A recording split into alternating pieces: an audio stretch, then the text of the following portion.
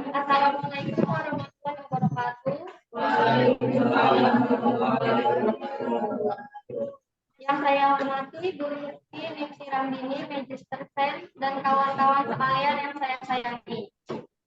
Kami dari kelompok 3, saya Putri Muhammad selaku moderator dan rekan saya sebagai dan saya Devi Sukmarum sebagai operator.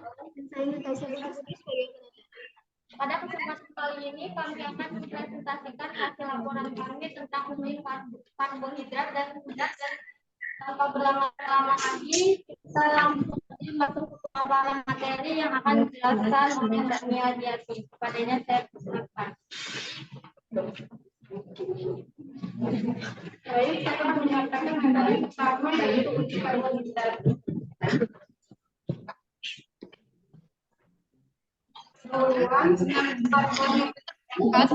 Makanan dan menjadi sumber energi yang sangat penting, yaitu karbohidrat ada dalam bentuk sakarida dan disakarida serta polisakarida.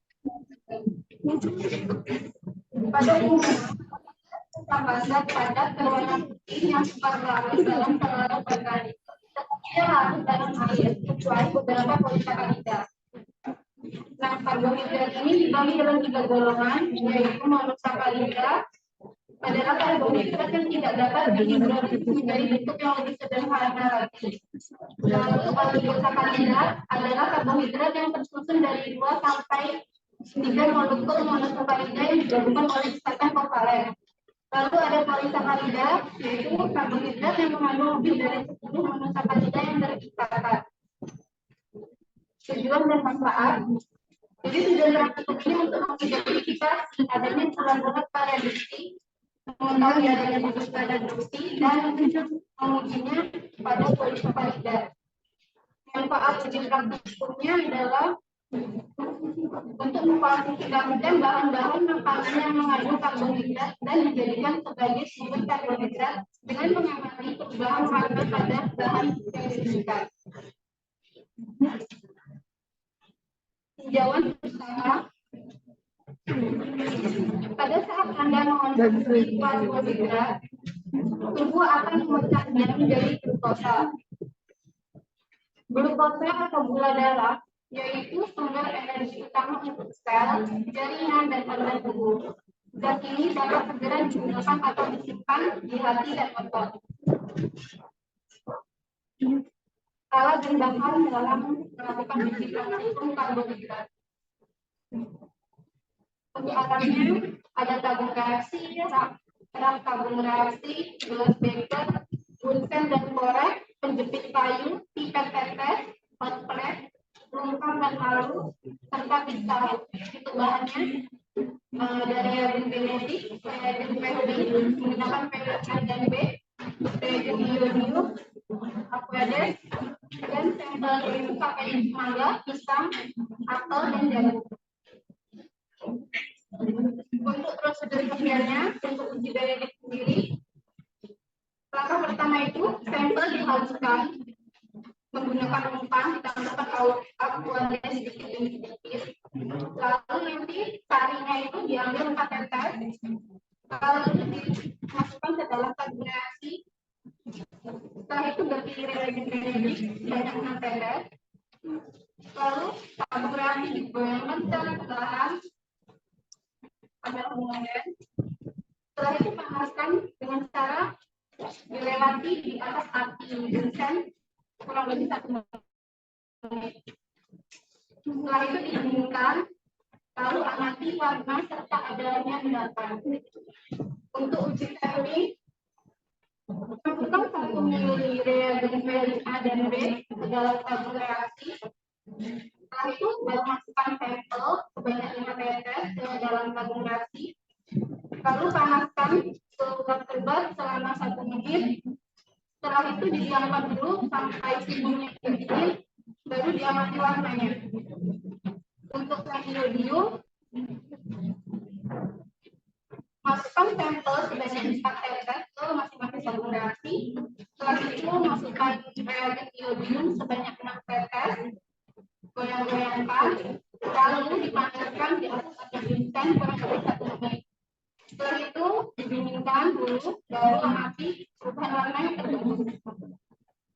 Dari hasil praktikum kemarin didapatkan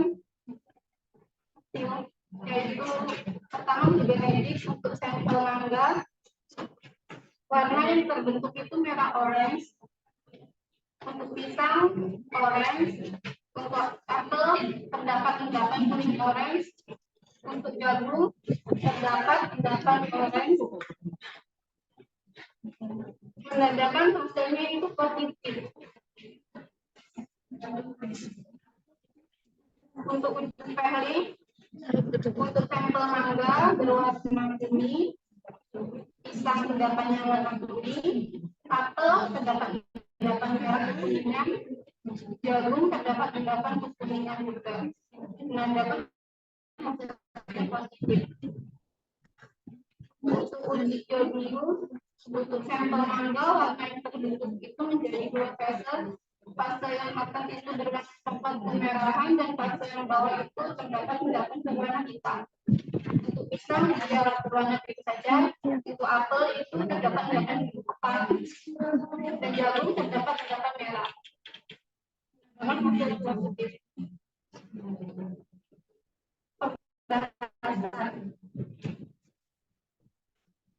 Karbohidrat atau sakarida adalah polihidroksil aldehyde atau polihidroksil keton atau senyawa hasil hidrolisis keduanya. Perbandingan jumlah atomnya dan O adalah 1:2 seperti molekul air. Karbohidrat digolongkan berdasarkan monomer tertentunya seperti monosakarida, oligosakarida, dan polisakarida. Untuk praktikum kali ini dilakukan beberapa pengujian, yaitu pengujian karbohidrat dengan uji kualitatif seperti benedik, pairing, dan iodium.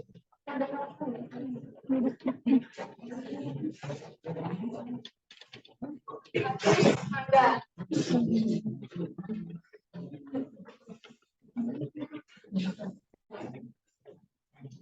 Untuk uji benedik pada sampel mangga ini bertujuan untuk mengetahui adanya bulat prediksi dalam larutan sampel.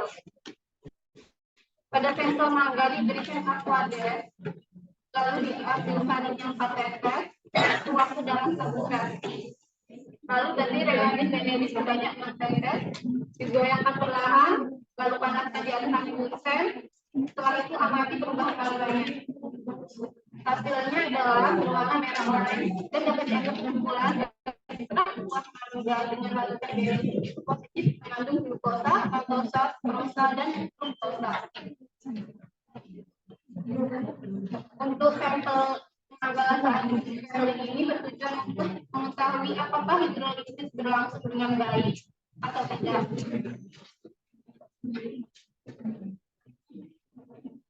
Pada sampel mangga diberikan 1 ml reagen A dan 1 ml reagen B, lalu panaskan di atas waterbath, didinginkan terlebih dahulu, lalu amati perubahannya.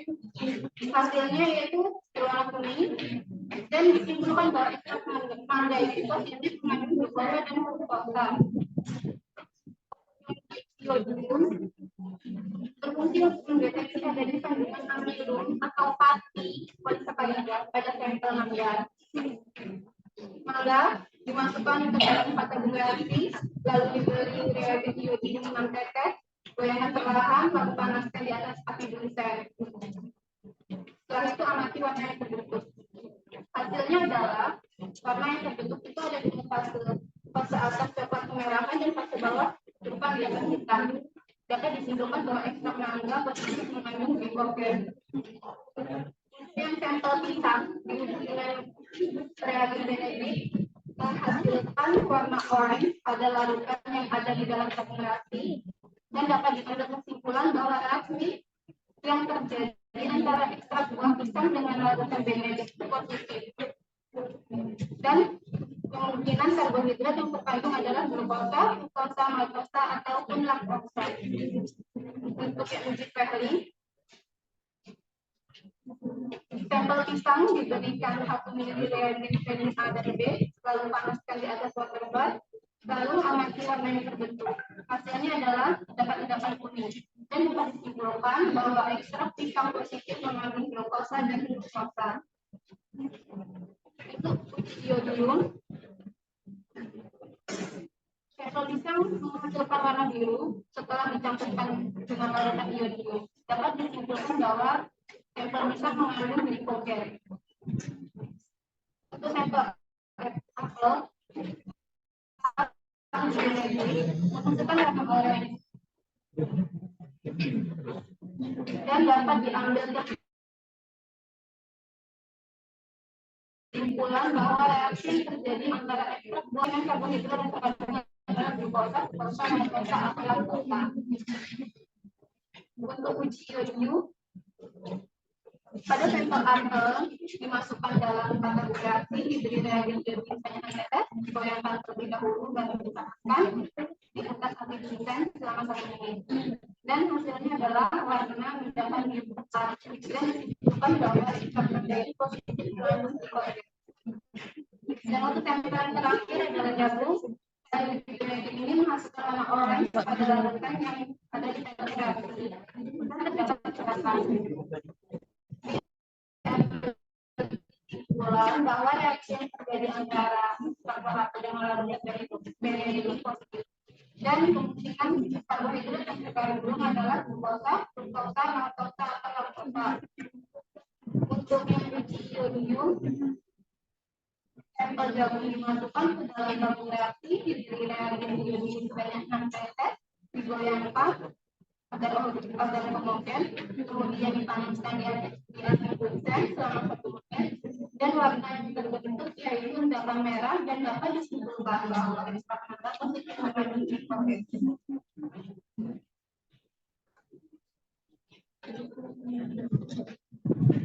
Kesimpulannya adalah karbohidrat adalah polihidroksi aldehyid atau polihidroksi ketat atau senyawa hasil hidrolisis keduanya. Uji genetik digunakan untuk mengidentifikasi jenis karbohidrat berdasarkan gula reduksi. Jika hasil reaksi positif, maka menghasilkan warna hijau, kuning, hingga atau merah yang berarti mengandung glukosa, fruktosa, maltosa, atau laktosa. Namun jika negatif mengandung glukosa. Untuk uji Fehling adalah reaksi yang menunjukkan adanya gugus aldehyid pada karbohidrat. Hasil positif ini ditandai dengan terbentuknya endapan merah basah. Untuk uji iodium, mengidentifikasi produk sakarida. Jika terdapat perubahan warna, maka karbohidrat yang dikandung adalah sakarida.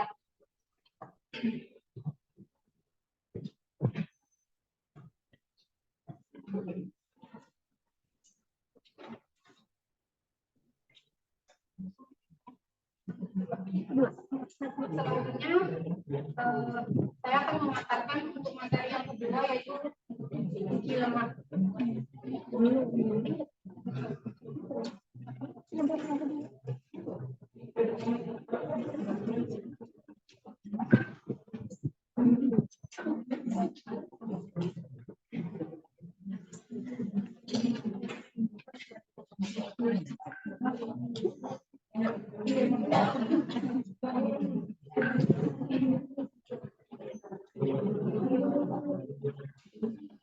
Kita masuk ke materi yang kita pertama. Pendahuluan, lemak dan unsur jenis lemak. Lemak sendiri adalah zat organik hidrofobik yang bersifat suka larut dalam air. Tetapi ia dapat larut dalam larut organik seperti kloroform, ether, dan benzen. Unsur pensusun lemak itu adalah karbon, hidrogen, dan oksigen. Lemak bisa bersumber dari bahan nabati atau hewani. Lemak nabati itu bisa terdapat dari tanaman atau tumbuhan, kemudian tumbuhan. Untuk lemak hewani didapat dari bisa itu hewan peliharaan, daging hewan, atau hasil laut yang seperti ikan. Lemak dalam tubuh diantaranya sebagai pelindung tubuh dari suhu rendah, pelarut dari vitamin A, D, E, dan K, serta pelindung alat tubuh yang vital. Untuk tujuan praktik konsumsi lemak ialah mengetahui pelarutan dan emulsi pada minyak, mengetahui sifat asam basahnya, mengamati keberadaan gliserol, mengidentifikasi keberadaan kolesterol, mengetahui dan mengamati bentuk kristal kolesterol. Lalu apa manfaat dari praktik konsumsi lemak? Yaitu dengan praktik konsumsi lemak ini dapat mengetahui cara menentukan derajat pelarutan lemak atau minyak melalui uji pelarutan. Mengetahui cara menentukan lemak atau minyak yang tidak dapat larut dalam air. Lalu mengetahui cara menentukan derajat keasaman lemak dan mengetahui cara mengamati bentuk kristal kolesterol melalui pengangkatan pada mikroskop.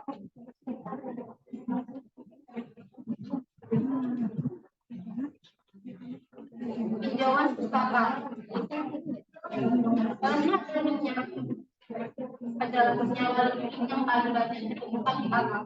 Perbedaan di antara keduanya ini adalah konsistensinya atau sifat fisik pada kehidupannya, yaitu kalau lemak itu berat padat dan hasilnya cair. Komponen dasar lemak adalah asam amino dan gliserol yang diperoleh dari hasil hidrolase lemak, minyak maupun senyawa lipid lainnya. Lemak digolongkan berdasarkan kejenuhannya. Ada lemak jenuh dan ada lemak tak jenuh. Untuk lemak jenuh itu adalah asam lemak yang tidak memiliki ikatan langkat. Contohnya bisa adalah lemak hewani, bisa lemak sapi. Lalu yang lemak tak jenuh itu asam lemak yang memiliki ikatan langkat. Jenis asam lemak ini dapat diidentifikasi dengan cara reaksi adisi, di mana ikatan langkat akan terputus sehingga terbentuklah asam lemak tak jenuh. Alat rendahan bintang tabung lemak.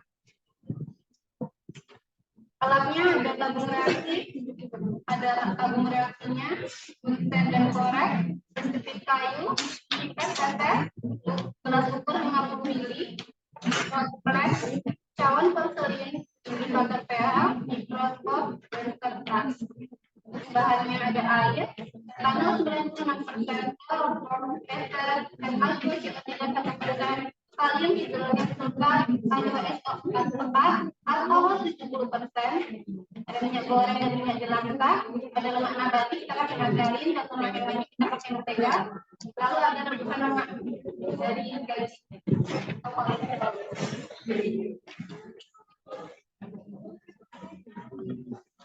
Untuk produk kerjanya, yang pertama menguji larutan dan emulsi. Pertama, kita masukkan dulu 2 ml larutan pakai air, etanol, kloroform, ester, dan H2CO3. Masukkan ke tabung reaksi yang berbeda. Lalu tambah 1 ml minyak goreng. Minyak goreng ini lalu minyak jelantah, lalu lemak nabati, dan hewani, masing-masing tabung reaksi. Lalu digodok-godok dulu biar sampai homogen. Setelah itu amati sifat larutannya. Kalau untuk yang uji kedua yang pertama, masukkan terlebih dahulu saring sampel pakai minyak goreng dan minyak jelantah serta lemak hewani dan lemak nabati. Masukkan ke dalam cawan porselin. Lalu masing-masing sampel itu diuji pH-nya dengan kertas pH. Untuk uji yang salkausi, pertama masukkan dulu 2 ml kloroform ke tabung reaksi. Setelah itu tambah 2 ml kolesterol. Aduk air homogen, lalu amati dulu di perubahan warnanya. Setelah itu, baru tambahkan digojok sampai homogen, lalu amati juga perubahan warnanya. Lalu uji kristal kolesterol. Pertama, masukkan dulu 2 ml kolesterol ke tabung reaksi. Tambahkan 2 ml alkohol 70%. Panaskan dulu sampai dia mendidih 2 telur. Setelah dingin, maka larutannya disaring. Nah, endapan yang ada itu diamati di dalam diamati menggunakan mikroskop. Yang terakhir adalah uji mikroskop dengan cara masukkan 1 ml sampel yaitu minyak goreng yang kita ke tabung reaksi, lalu tambah 1 ml, lalu digocok-gocok sampai homogen. Setelah itu ambil 4 tetes lakukan dalam ketat. Amati adanya warna kuning atau tidak. Hasil pengamatan pelaratan dan emosi.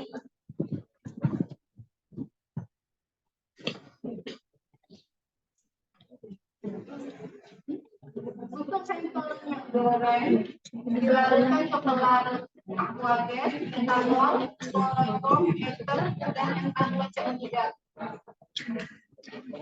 Hasilnya adalah yang larut itu hanya di pelarut N2CO3 1%. Dia terjadi di 2 fase, yaitu alfa.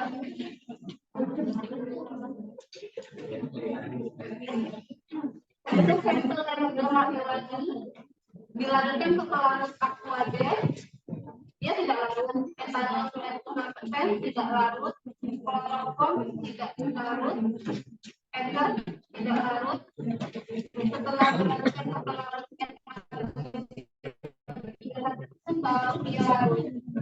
Untuk mengatasi dilarutkan ke pelarut aquagas dia tidak larut, untuk etanol 96% dia tidak larut, kloroform dia tidak larut, untuk ester pun dia tidak larut, dia larut ke pelarut yang N2CO3 1%.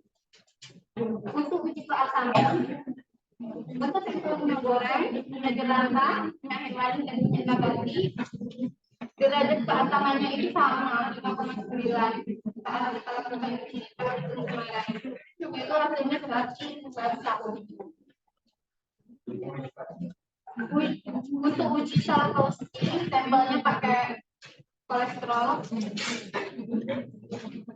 Terjadi perubahan warna untuk lapisan kloroform itu yang bagian atas itu berwarna merah, sedangkan untuk yang lapisan bawah setelah bisa efek sulfatnya itu berwarna kuning. Untuk uji kristal kolesterol, kita pakai sampel kolesterol setelah diamati menggunakan cara mikroskop, itu dapat endapan seperti butiran-butiran garam kristal.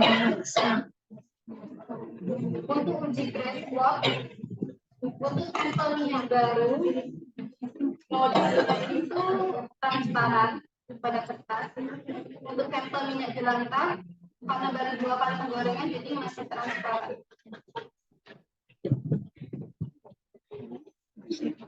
Pembahasan. 1. Untuk uji pelarutan dan emulsi, uji ini dilakukan untuk mengetahui sifat pelarutan minyak atau lemak pada pelarut. Uji ini dilakukan dengan memasukkan masing-masing 2 ml larutan dalam tabung reaksi.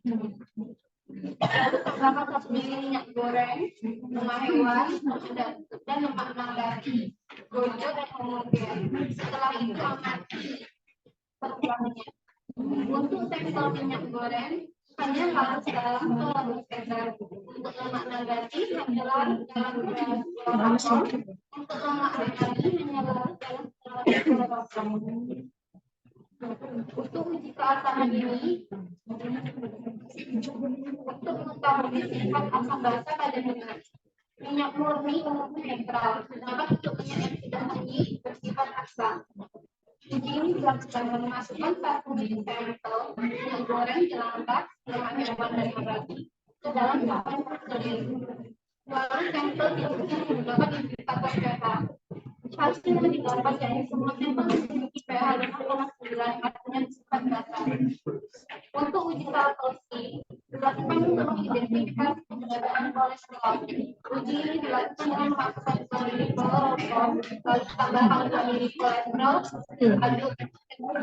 lalu diaduk sampai homogen, lalu amati perubahan warnanya.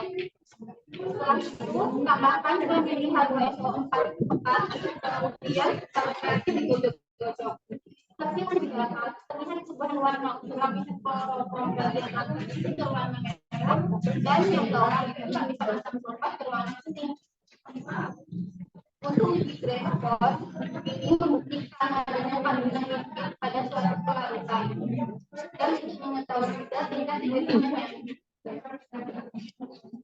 Uji ini dilakukan dengan memasukkan 1 mili minyak goreng baru dan dilantar. Lalu tambah 1 mili ember, gosokkan homogen, lalu ambil 4 SPS larutan tadi itu ke dalam cawan, keringkan dulu, lalu sikat dengan kertas. Warna yang terbentuk pada kertas itu kuning transparan. Untuk uji kolesterol terdapat pada hampir semua sel hewan maupun manusia. Pada tubuh manusia, kolesterol terdapat dalam darah, seperti pengendara adrenal, jantung, dan jaringan darah. Uji ini dilakukan dengan memasukkan 2 mili kolesterol ke dalam tabung laktat, kemudian tambahkan 2 mili alkohol 70%. Panaskan hingga mendidih, lalu didihkan terlebih dahulu. Kemudian larutan tersebut disaring dan endapannya itu diamati menggunakan instrumen mikroskop.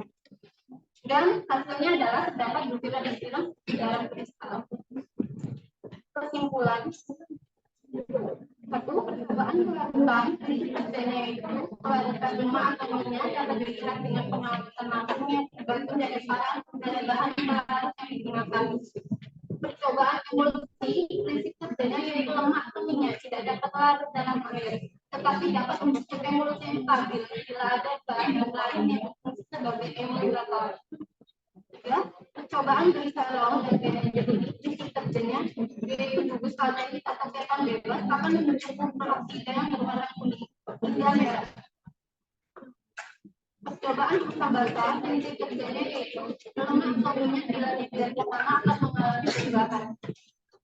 Dan percobaan kristal lemak prinsip kerjanya yaitu lemak dapat membentuk kristal demikian pula pada asam lemak. Oke, penutup.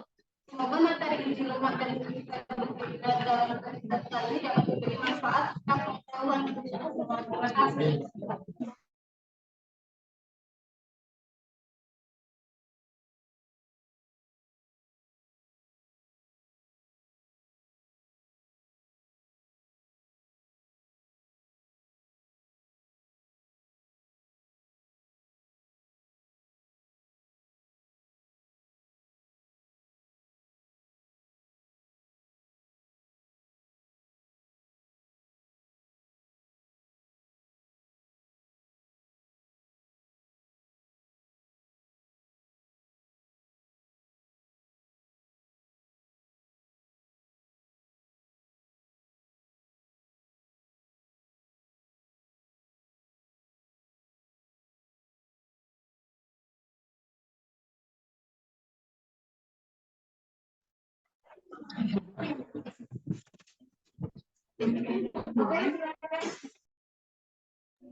Yang ingin bertanya?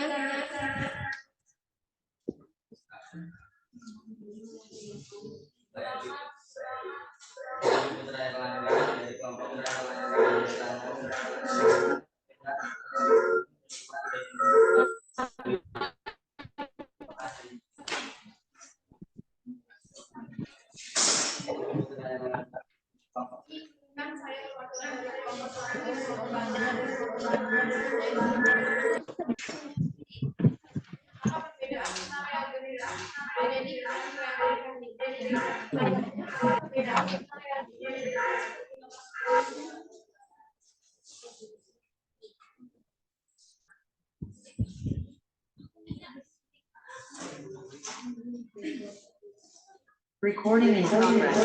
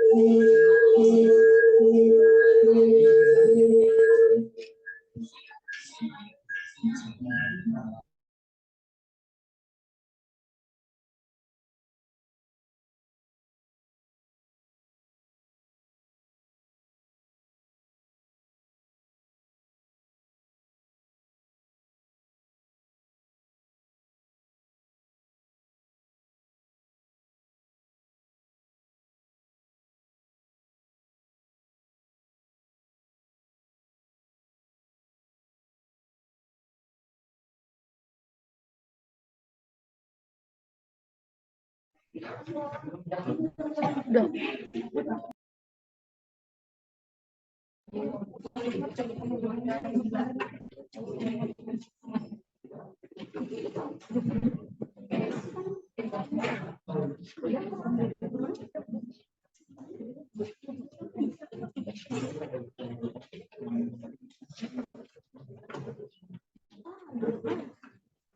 Izin menjawab buat pertanyaannya Mas Dwi. Apa perbedaan nama baik dan tidak jenuh? Apakah definisi disebut sebagai nama baik karena dapat meningkatkan kadar lemak sehat dalam darah dan sebaliknya kalau lemak jenuh itu disebut sebagai lemak jahat dengan meningkatkan kadar kolesterol dalam darah. Menjawab sendiri. Terima kasih.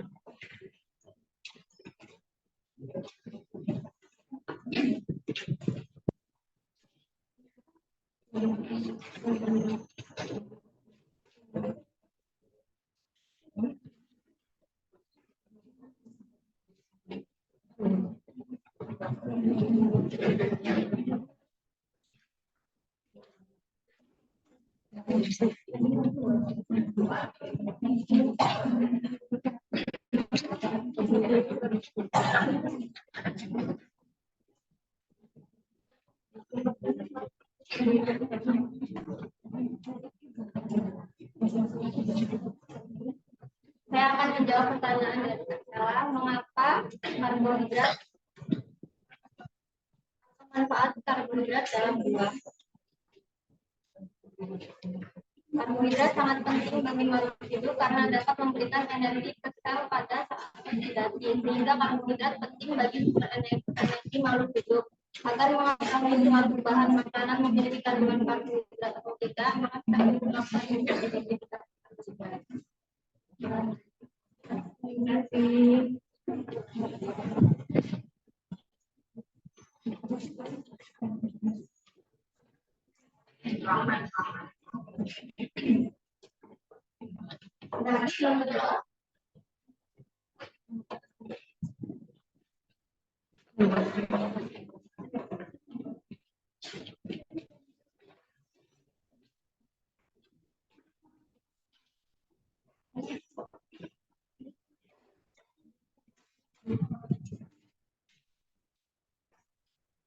Saya akan menjawab pertanyaan dari Mbak Desi. Apa perbedaan antara Regen Benedict dan Regen Ferlin?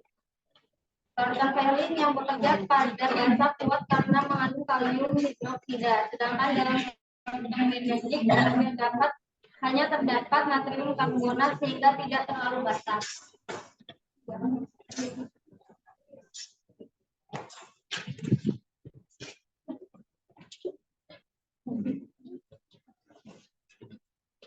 Sekian presentasi dari kami. Kami akhiri. Wassalamualaikum warahmatullahi wabarakatuh. Waalaikumsalam warahmatullahi wabarakatuh.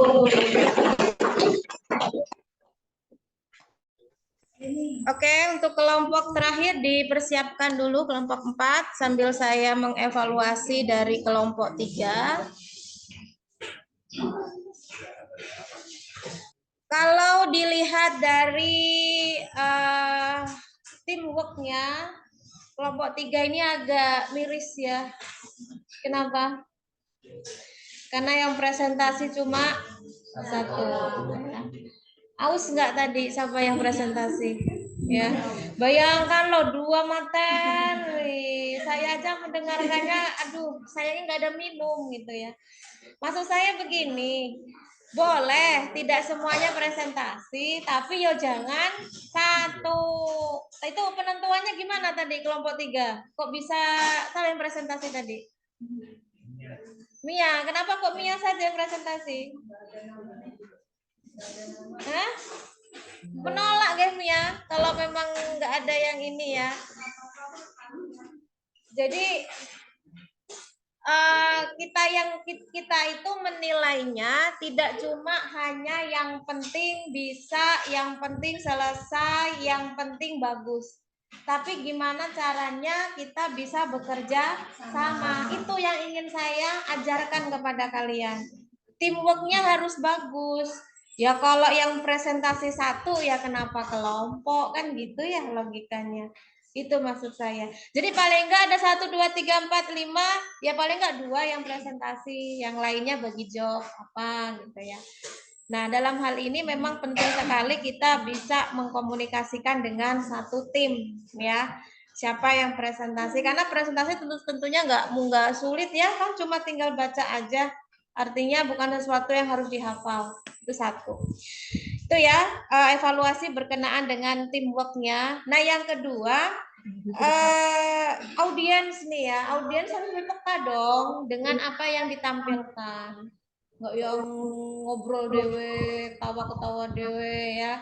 Karena dalam hal ini tuh kita gimana supaya solid ya. Ketika ada yang berbicara didengarkan ya. Artinya dalam hal kita saling.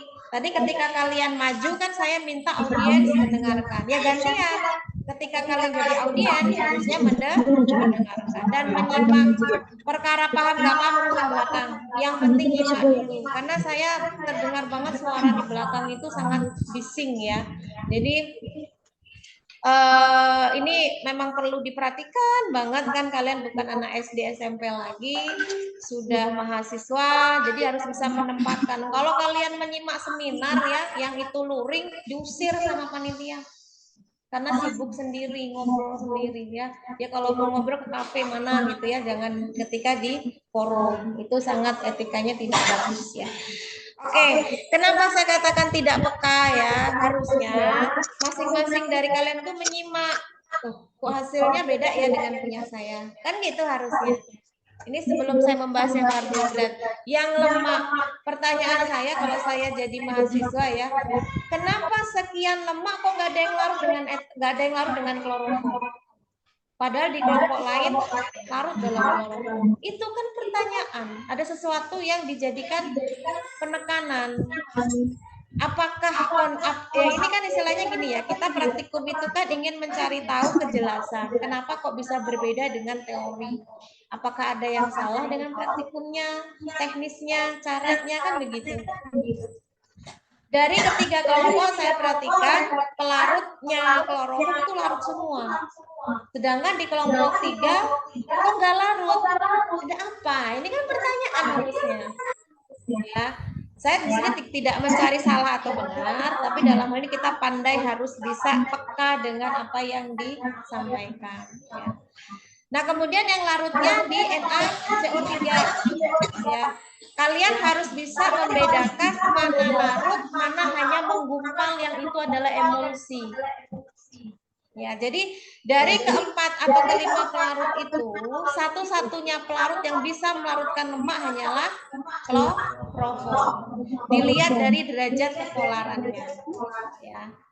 Nah, kalau NaCO3 ya, itu memang tidak disebut larut, karena yang namanya larut itu benar-benar dia bersatu, nggak ada fase, nggak ada. Tapi kalau NaCO3 itu masih ada fase, tapi dia kayak menjendal.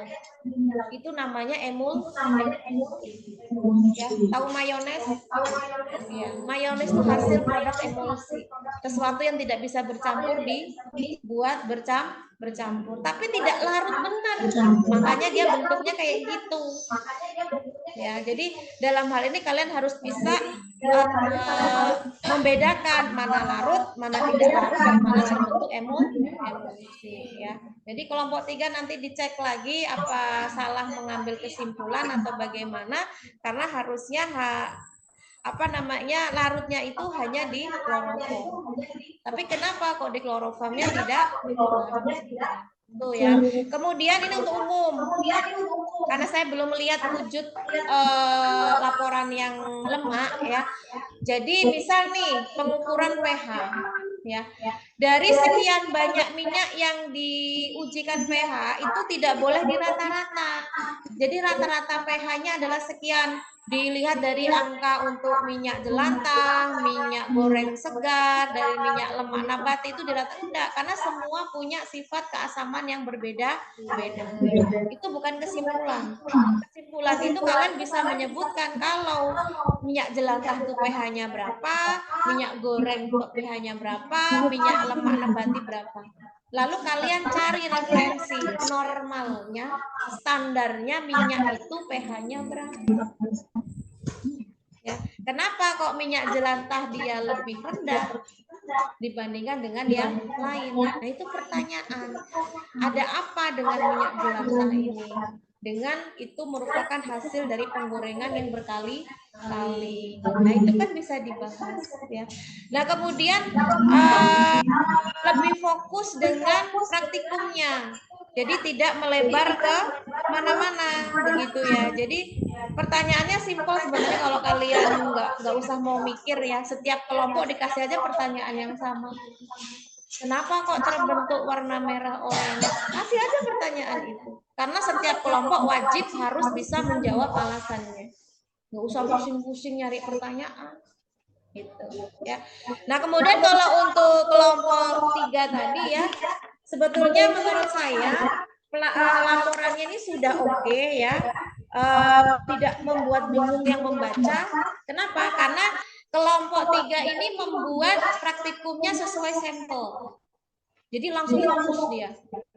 Misal sampel mangga diuji Benedik ya, bagaimana caranya, hasilnya apa, ini langsung dia. Jadi kita nggak perlu menebak-nebak sampelnya apa. Kemudian dilakukan uji Fehling, uji iodium. Sayangnya memang belum dijelaskan tadi reaksi yang terjadi. Jadi silakan nanti bisa direvisi ya, bagaimana cara pembahasannya, dan kalau memang kelompok lain ingin melakukan yang sama ya silakan, karena menurut saya ketika dibagi-bagi per sampel seperti ini untuk per uji ini jauh lebih bagus, karena dia fokus satu per satu gitu ya, jadi nggak dipukul rata. Ya kalau bacanya itu nggak sliver, kalau sliver kan nanti salah baca. Tapi kalau kayak gini kan jelas, oh ini tentang mangga, oh ini tentang pisang, oh ini tentang ini. Jadi tahu nih kesimpulan akhirnya apa. Gitu ya kelompok 3 ya.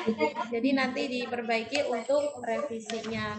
Nanti kalau ada presentasi kelompok yang berikutnya ya, yang materi berikutnya, pembagian untuk jobnya harus adil ya. Presentasi paling nggak ada 2 orang. Kalau operator 1 aja, notulen 1. Berarti sisanya adalah presentasi. Gitu ya, semuanya dapat dipahami. Oke, silakan kelompok 4 nanti dulu saya